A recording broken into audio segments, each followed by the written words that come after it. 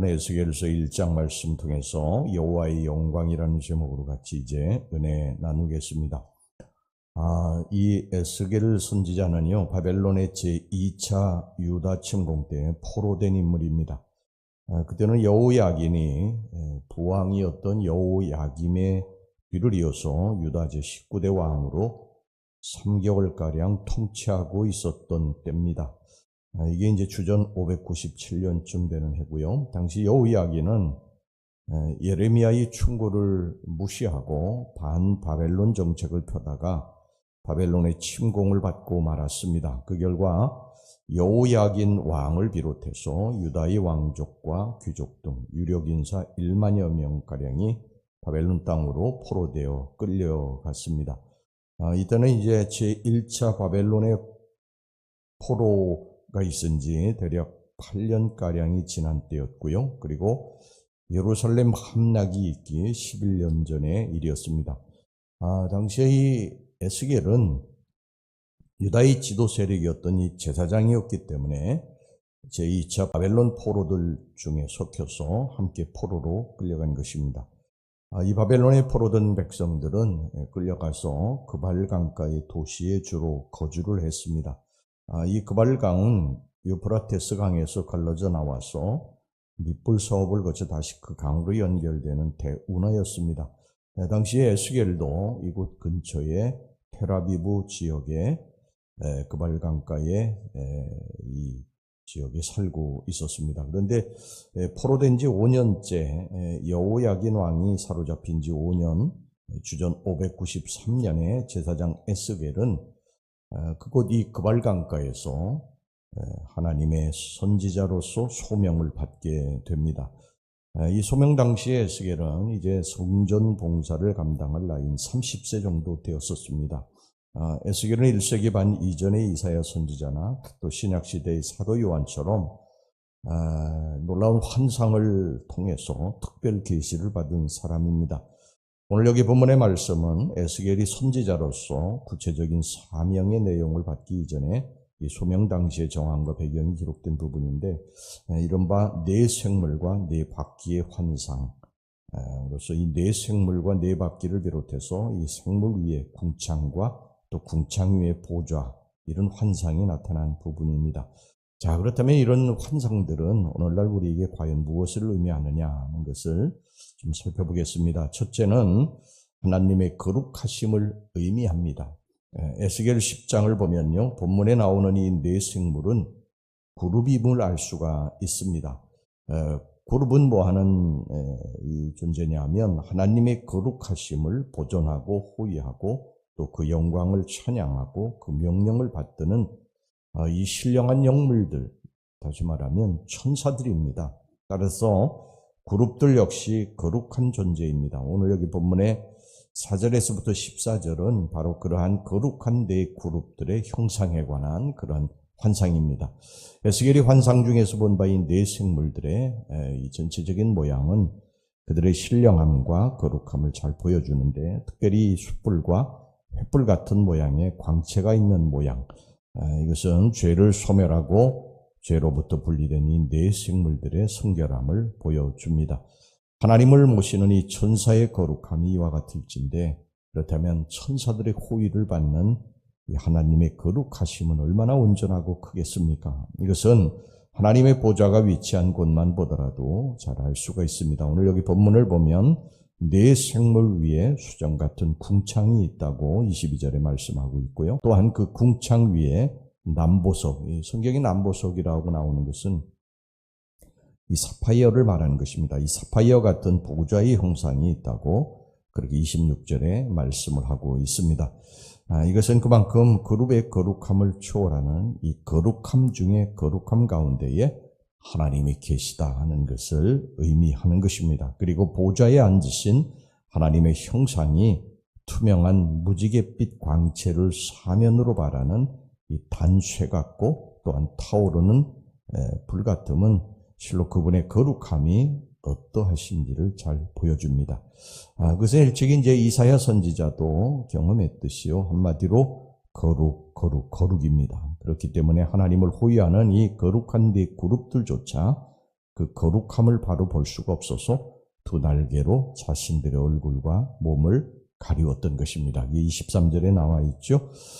여러분 그렇습니다. 지금 에스겔을 선지자로 부르신 그 하나님은 죄를 미워하시고 소멸하시는 정령 거룩하신 하나님이십니다. 이 죄인들이 사실 감히 하나님 존전에서 하나님의 낯을 볼 수가 없는데 우리의 모든 죄를 예수 그리스도께서 깨끗게 하셨기 때문에 우리가 천국에서 우리 하나님을 볼 수 있는 영광을 얻게 된 것입니다. 자, 그 다음에 이 두 번째로요, 하나님의 권능과 위엄을 의미합니다. 이 통치자의 위엄은 그를 호위하는 이 친위대의 세력을 통해서 나타나죠. 마찬가지로 우리는 하나님을 호위하고 있는 이 내생물 그룹들의 위력을 통해서 하나님의 권능과 의미하심이 어떠한지 알 수 있습니다. 그것은 내 생물의 형상에서 잘 드러나고 있는데 번쩍이는 단쇠 같고 또 숯불과 횃불 같은 내 생물은 각각 네 얼굴을 가졌는데 이 사면에 사람 얼굴과 독수리 얼굴과 소의 얼굴과 사자의 얼굴을 하고 있었습니다. 10절 보겠습니다. 10절 말씀 그 얼굴들의 모양은 넷의 앞에 사람은 얼굴이요 넷의 오른쪽은 사자의 얼굴이요 넷의 왼쪽은 소의 얼굴이요 넷의 뒤는 독수리의 얼굴이니 그리고 이제 서로 연결된 네 개의 날개를 가지고 있었으며 6절 보겠습니다. 그들에게 각각 네 얼굴과 네 날개가 있고 각각의 날개 밑에는 네 개의 손이 있었습니다. 8절 전반절입니다. 그 사방 날개 밑에는 각각 사람의 손이 있더라. 그 다리는 고닫고 그 발바닥은 송아지 발바닥 같았는데 광낸 구리같이 빛났습니다. 7절입니다. 그들의 다리는 곧은 다리요 그들의 발바닥은 송아지 발바닥 같고 광낸 구리같이 빛나며 뿐만 아니라 이 네 생물 곁에는 높고 무서운 네 바퀴가 있었는데 바퀴 사면의 둘레에는 눈이 가득했다고 그랬습니다. 18절 보겠습니다. 그 둘레는 높고 무서우며 그 네 둘레에 돌아가면서 눈이 가득하며 그리고 이 네 바퀴는 생물 곁에서 항상 생물과 함께 같이 행동했습니다. 19절서부터 21절 보겠습니다. 그 생물들이 갈 때 바퀴들도 그 곁에서 가고 그 생물들이 땅에서 들릴 때 바퀴들도 들려서 영이 어떤 쪽으로 가면 생물들도 영이 가려 하는 곳으로 가고 바퀴들도 그 곁에서 들리니 이는 생물의 영이 그 바퀴들 가운데 있음이니라. 그들이 가면 이들도 가고 그들이 서면 이들도 서고 그들이 땅에서 들릴 때는 이들도 그 곁에서 들리니 이는 생물의 영이 그 바퀴들 가운데에 있음이더라. 사면의 얼굴이 있고 또 바퀴가 있는 거로 뒤로 돌아갈 필요 없이 언제나 앞으로 곧게 행했습니다. 9절입니다.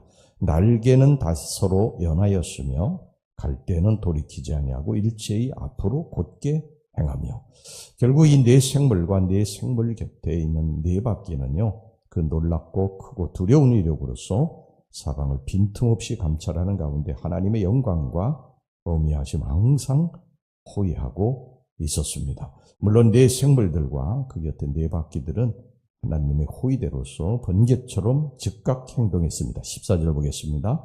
그 생물들은 번개 모양같이 왕래하더라. 이 호위대, 하나님을 호위하는 이 호위대, 친위대의 모습이 이 정도니까 정작 하나님의 권능과 어미하심은 얼마나 큰 것인가 하는 것을 가히 상상하기 힘이 듭니다. 오늘 여기 본문을 보면요. 그러한 네 생물과 네 바퀴 위에 수정 같은 궁창이 펼쳐져 있고 또 그 위에 사면으로 무지갯빛 광채를 발하는 보좌가 있다고 그랬습니다. 26절, 28절 보겠습니다. 그 머리 위에 있는 궁창 위에 보좌의 형상이 있는데 그 모양이 남보석 같고 그 보좌의 형상 위에 한 형상이 있어 사람의 모양 같더라. 내가 보니 그 허리 위의 모양은 단쇠 같아서 그 속과 주위가 불 같고 내가 보니 그 허리 아래의 모양도 불 같아서 사방으로 광채가 나며 그 사방 광채의 모양은 비 오는 날 구름에 있는 무지개 같으니 이는 여호와의 영광의 형상의 모양이라. 내가 보고 엎드려 말씀하시는 이의 음성을 들으니라. 이게 감히 쳐다볼 수도 없는 위엄의 모습입니다. 과연 하나님은 이 같은 참된 위엄과 권능의 하나님으로서 당시 바벨론에 포로된 에스겔에게 찾아와서 그를 부르신 것입니다. 에스겔은 네 생물과 네 바퀴 그리고 보좌의 환상을 통해서 이 같은 하나님의 권능과 위엄을 분명히 깨달았습니다. 당시 포로된 유다 백성들은요, 깊은 절망 중에 처해 있었습니다. 왜 안 그렇겠습니까? 나라가 완전히 망했고, 자신들은 이제, 이역만리 그러한 바벨론 땅에 포로로 끌려왔으니까, 얼마나 절망 가운데 있었겠어요. 그리고 그들은 생각하기를요, 자신들을 도와줄 하나님은 멀리 유다 땅 예루살렘 성전에 있는 것으로만 생각을 했습니다.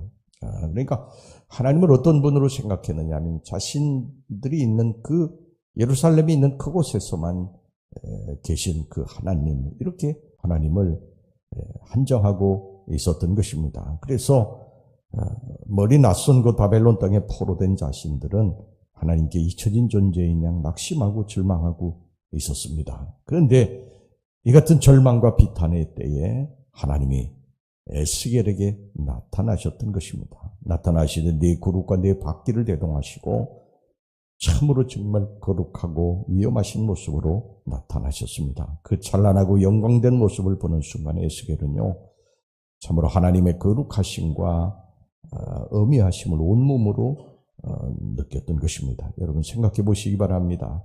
바로 그 하나님께서 이스라엘의 하나님이 되시는데 얼마나 든든하겠습니까? 다만 당시 이제 포로된 것은 이스라엘이 하나님을 저버리고 이방 우상을 섬긴 그들 스스로의 크나큰 죄악 때문인 것입니다. 그렇기 때문에 에스겔은 이 사실을 깨닫고 소명 이후에 무엇보다 회개와 거룩의 삶을 외쳤던 것입니다. 이스라엘 백성들이 회개해야 된다. 너희들의 죄로 말미암아 이 바벨론 포로로 끌려온 이것에 대해서 하나님 앞에 철저하게 회개하고 돌아와야 된다. 그것이 바로 하나님의 도우심을 받는 길이다. 그렇게 외쳤던 것입니다. 여러분, 에스겔 당시에 살아계신 하나님은 오늘도 여전히 살아계셔서 구속 역사를 이끌어 가시는 분이신 줄로 믿습니다. 바로 저와 여러분들이 하나님의 선민 이스라엘 백성들입니다. 우리가 하나님 앞에 죄를 범하게 될 때에 우리가 바벨론 포로로 끌려가는 이런 아픔을 겪을 수 있다고 하는 것을 항상 기억하셔야 됩니다. 그러나 그 자리에서 하나님 앞에 회개하고 돌이키게 되면 고토로 다시 돌아가게 된다. 우리 하나님의 축복을 다시 회복할 수 있게 된다고 하는 것입니다. 여러분들의 삶의 과정 중에서 지금 힘들고 어려운 그런 상황 가운데 처한 분이 계시면요, 하나님이 나를 도우시지 못한다. 하나님은 나와 멀리 떨어져 계시다. 하나님은 도울 힘이 없으시다. 하나님이 나에게 아무런 응답도 하지 않으신다. 그런 어리석은 생각을 버리셔야 됩니다. 하나님은 언제 어디서나 우리 곁에 계시고 우리를 감찰하고 계시고요, 우리를 도울 준비를 다 하고 계십니다. 능히 하지 못하실 일이 없으십니다. 다만 우리의 죄가 하나님과 우리의 사이를 가로막는 것입니다.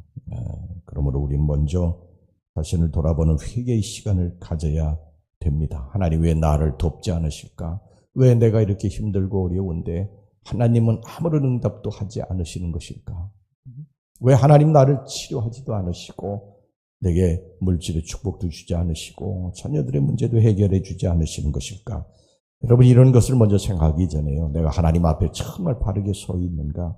하나님 앞에 혹시 하나님과 나 사이에 죄가 있어서 그걸 가로막고 있는 것은, 하나님으로부터 오는 축복을 가로막고 있는 것은 아닐까?